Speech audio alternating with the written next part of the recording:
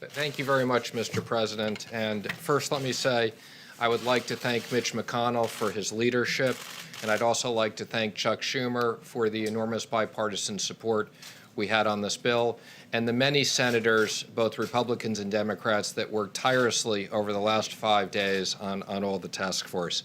As the President said, I got to live in the LBJ room for the last 5 days, and we couldn't be more pleased with the unprecedented response from the Senate to protect American workers and American business in this situation. The President has outlined many of these, but let me just quickly go through them.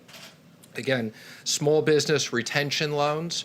This will cover roughly 50% of the private payroll in small businesses, where we will immediately make loans that will supply 8 weeks of salaries as long as they keep workers employed and overhead. And those loans will be forgiven at the end of the period as long as they keep workers employed. These are SBA loans, but the Treasury will be issuing new regulations authorizing almost every single FDIC-insured bank to make these.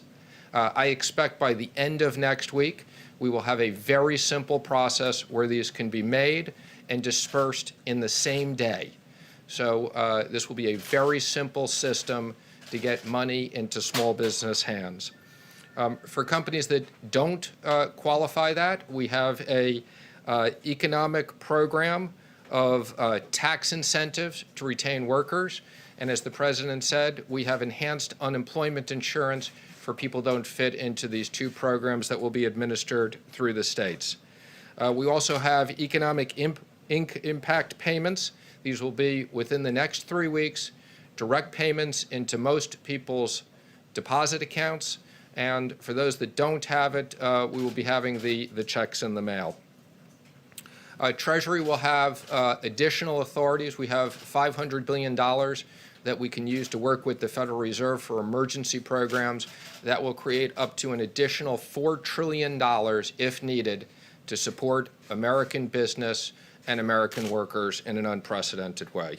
And then finally, the President mentioned $100 billion to hospitals and $150 billion to states that have specific coronavirus expenses, as well as many additional things. Mr. President, I especially want to thank you and the Vice President.